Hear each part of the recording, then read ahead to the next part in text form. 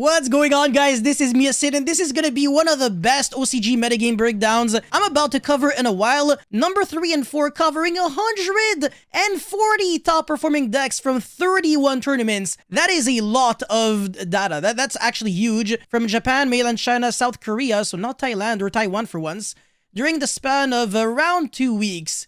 And like I said, this is going to be a really good one. And all I can say for now is, I told you. Anyways, before this video starts, make sure you like, subscribe, blah, blah, blah. I don't even want to waste any more of your time. This is going to be a really good video. So for the pizza, I think you can already tell, Tearlaments still really good at 40%, but no longer like tier negative 10 billion or something. Before it was 48% here, and then here was 46.4. And then if I can go here or something, oh my god, it was 25.6, but it didn't count because it didn't have, well, Toad was still around. But yeah, Tearlaments slightly, getting slightly worse, and there's a good reason for that I will explain very, very soon. So the most popular build, obviously, is using only the Ishizu cards, the Ishizu cards as an engine, but even the other builds are still playing Ishizu. So Lawn Mowing 60 card Ishizu, Lawn Mowing Ishizu, Shadal Tearlaments, Lawn Mowing Branded Bisted.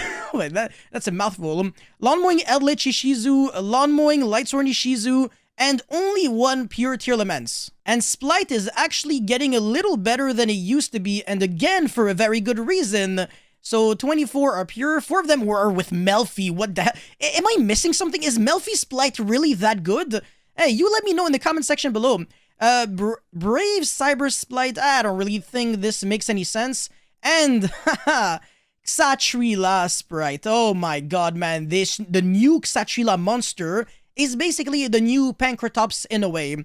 Anyways, after that, we have Bisted, which comes to absolutely no surprise because, again, I literally told you that Bisted was going to be an extremely popular tier 1 engine. Not really a deck, but engine, because you can't really play pure Bisted. However, you definitely can combine it with something like Dragon Link or Thunder Dragon or literally anything that really sends, well, not really necessarily sends, but kind of takes advantage of dark monsters and stuff like that, because if you can DD Crow your opponent's Tearlaments monsters, they can't really fuse, and that's actually huge against them. So yeah, Tearlaments really lose very, very hard to the new Bisted cards. They're all kind of DD Crows in a way. They're all hand traps if your opponent controls a light or dark monster, if I recall correctly.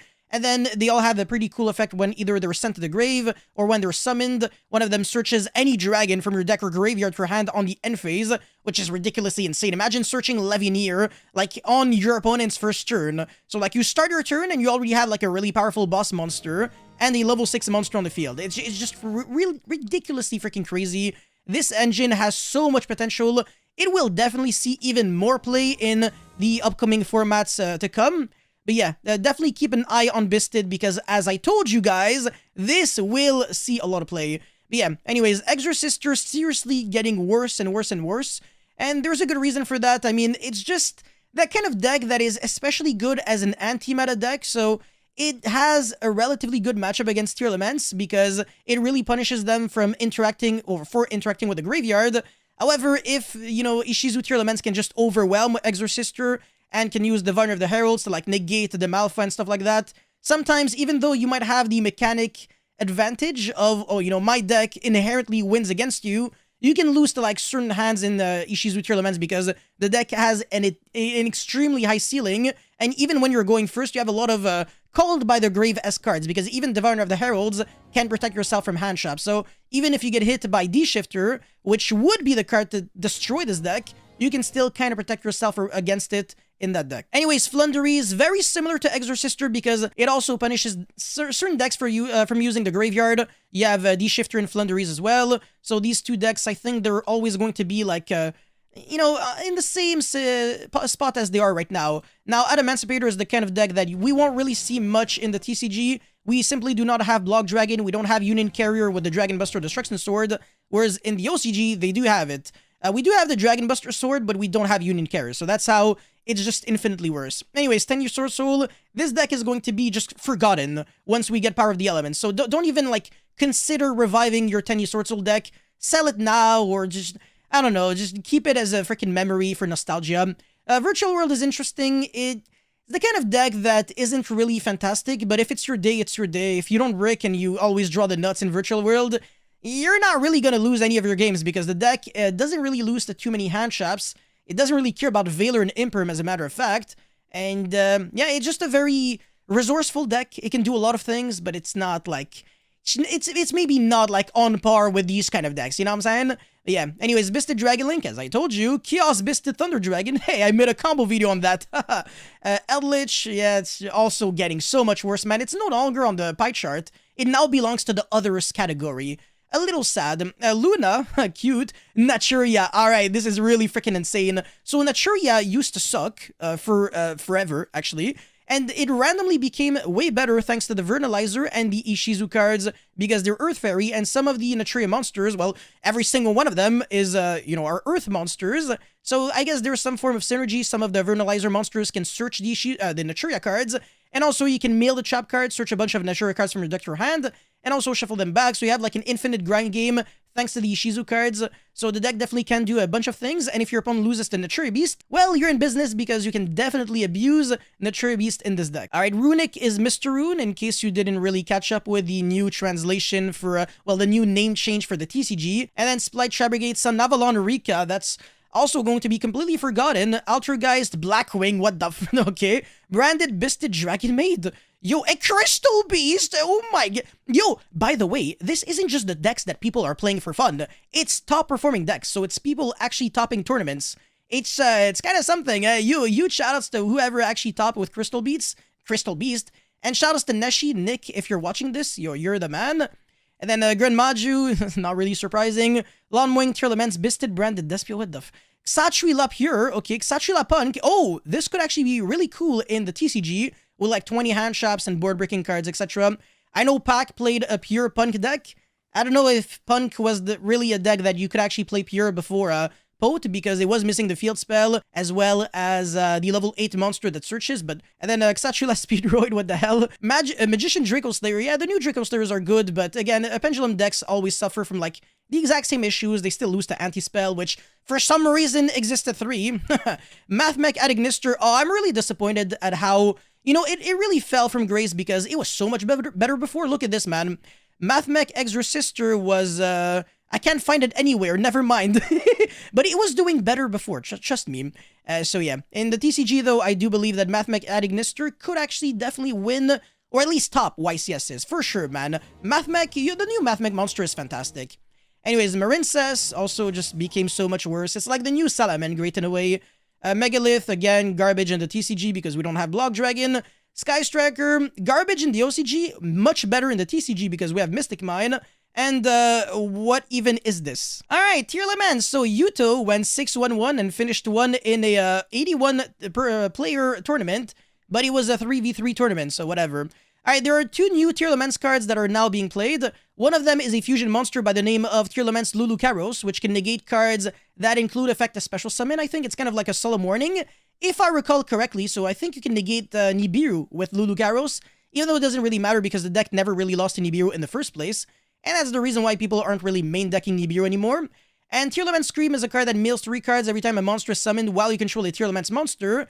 And also, if it's sent to the graveyard, you can search a Tearlaments trap card from your deck to your hand. So it's a good card to mail, and it's a good card to draw anyways. So it's a great one of, and Lulu Karos is also a great one of, but nothing too extraordinary, nothing that would be like a 3 of, for example. So it's like very mild support. Now, there is a new Splight monster, Splight Sprint, which even in this deck is actually seeing play, and this speaks volume on how ridiculously good the Splight monsters are just generically. Like, this is not Splight, and it's still playing 2 Splight cards in the extra deck. The 2 Link monsters are Splight cards, so Splight Elf and this card, which is Splight Sprint, goddamn. So Splight Elf, again, can interrupt your opponent on your opponent's turn by reviving back Diviner of the Heralds, and then sending Elder Entity Entis, so fantastic move. And the Splight Sprint, the reason why it's played is because when it's summoned, you can foolish your deck for a level 2 monster, and what do you know, Tearlaments Meru just happens to be a level 2 monster that really wants to be mailed. So if you can make the Sprint, you can get your engine started. Very, very cool.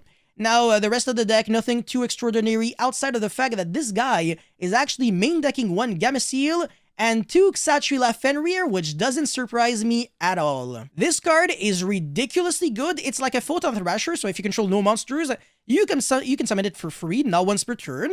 And also, once per turn, you can search any Xatrila monster from your deck to your hand, including itself. So you can search the second copy with the first copy. That's great. And whenever your opponent activates a monster effect on the field, that would be an if effect. You can banish one card your opponent controls that is face up.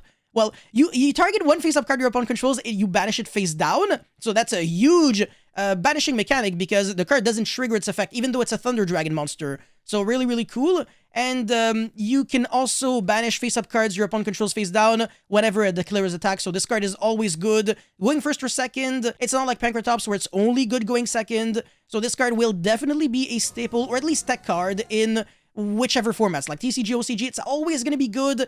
I think this card might actually get limited one day, because if it's limited, then you can no longer search itself. You're going to have to play the other Xatrila monsters if you want to be able to use its first effect to search, but it's still nonetheless a fantastic card. The one Gameciel main deck, I'm not going to lie, I might not really understand it too much, because it's not really like you're playing Toad in the extra deck so that you can send it to recycle it back. Maybe I'm missing something, but I guess Kaijus are always interesting to have. If your opponent summons like towers and monsters, you can get rid of them with Gameciel. And apart from that, yeah, nothing interesting. The main deck Crime, I guess. Meta Noise is no longer being played. Salic is there instead. And for the extra deck, whatever. The side deck, again, I made a card review on Regeki for a very good reason. The card is now seeing way more play. And that's due to the fact that Toad is banned, so Splight can no longer end on a reliable Omni-Negate or Spell and Trap Negate at least. They have to go for the Splight Carrot, even though they should technically go for Splight Red in order to protect themselves from hand traps. So Regeki can seriously catch people off guard, because they are trying to make the Dragon Buster Destruction Swordlock, and Dark Ruler No More wouldn't be good, because the main threat is actually in the Spell and Trap zone. So when you go for Regeki, you get rid of board presence on the field, as well as the log that prevents you from using your extra deck. One random-ass Lightning Storm that I don't understand why it's being played, but I guess it is what it is. And if you draw multiples, it's bad, so you might as well just play one copy. One red reboot, the sackiest card out there. I think this card should either be a 3 or 0. It's very debatable, but whatever. Duster, it's... my god. Double Zuking Alpha and Pankratops, so these cards are very similar. So if you have like Xatrila Fenrir, Pankratops, Zuking Alpha, you can start playing like almost a good stuff deck with just a lot of good staples and stuff like that, and just destroy people, because again, you can break a lot of boards with these cards.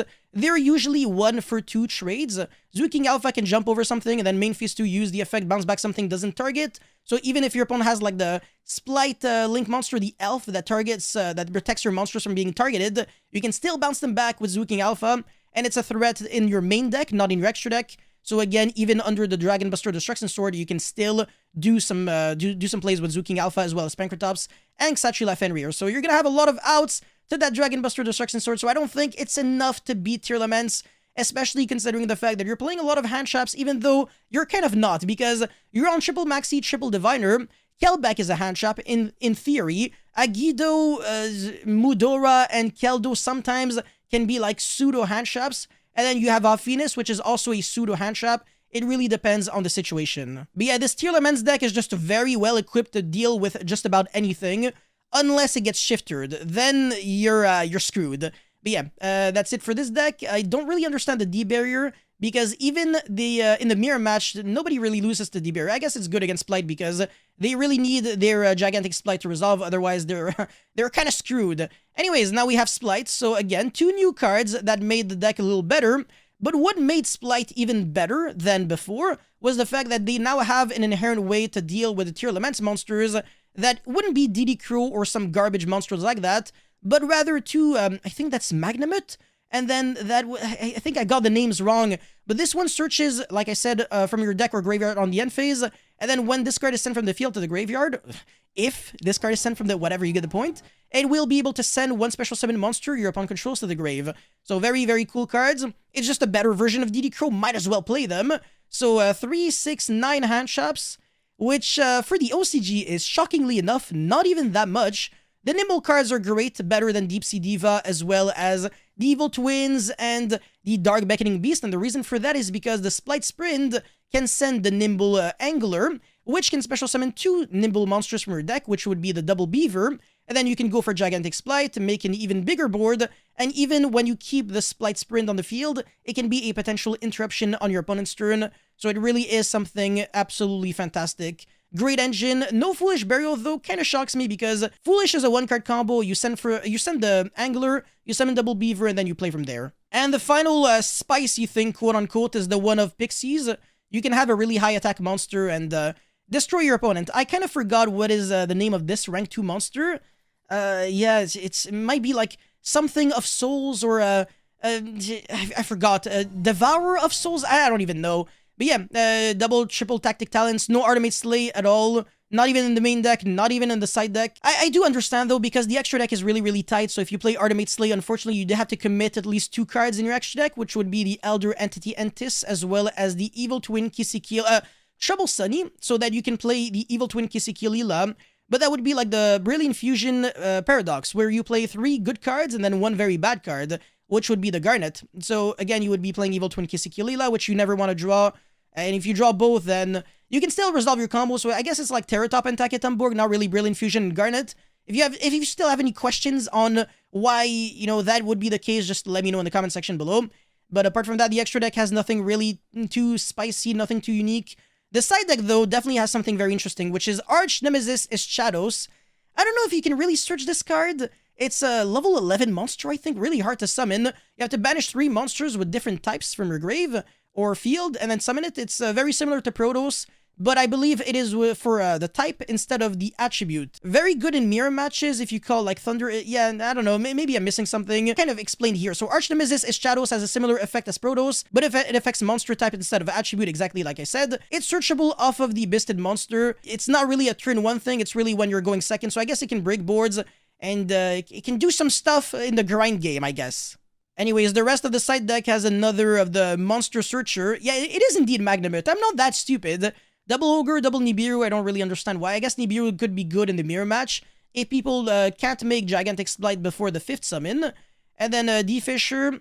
The deck doesn't really lose to Shifter that much because I guess the only thing that really loses to Shifter would be like the Nimble package. Well, only the Nimble Angler and Swap Frog and Ronin, which you can kind of care less about. But if you can resolve this against Tearlaments, oh, my man, you're probably in everything. And even going second, it's pretty nice because they don't necessarily have like 10 billion monsters on board, so you can go like activate D-Fisher, and then if they can't go Diviner of the Heralds anymore, they can't use a bunch of their mill effects, so yeah, D-Fisher is actually insane, even going second.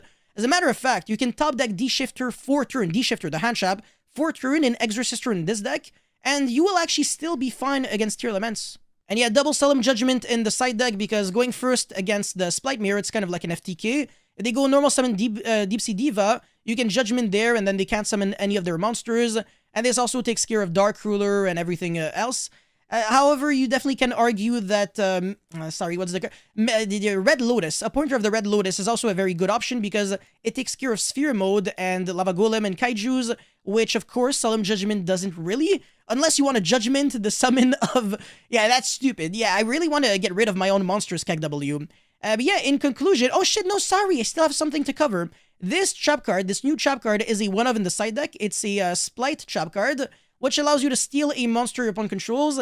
If I believe you have like a Link 2 or Rank 2 Xyz monster on the field, it's decent, but it's nothing too like huge because you do need a setup and it's not really worth playing in the main deck. Smashers is better, and even though Smashers, the thing is, Smashers is a quickly spell, so you can use it if you're going second to break boards, and it banishes without targeting. It takes care of a lot of floodgates. This card is kind of like a win more, you could argue. But yeah, in conclusion, Tearlaments still the best deck, even though Spright is actually still really good. And a lot of decks are actually getting a little better thanks to the Xachila monsters and the Bisted engine, which allows a lot of people to just punish Tearlaments for existing and interacting with their grave, because again, it's a dark attribute deck that really wants to trigger effects in the graveyard. So DD crowing their Tearlaments while they're trying to activate their effects is absolutely gigantic. And again, all these things are nothing new. I've already covered all of them. But again, if you have any questions, let us all know in the comment section below, and we will definitely answer. So that's pretty much it for this OCG metagame breakdown. Let me know your thoughts about it in the comment section below. As always, don't forget to like and subscribe, and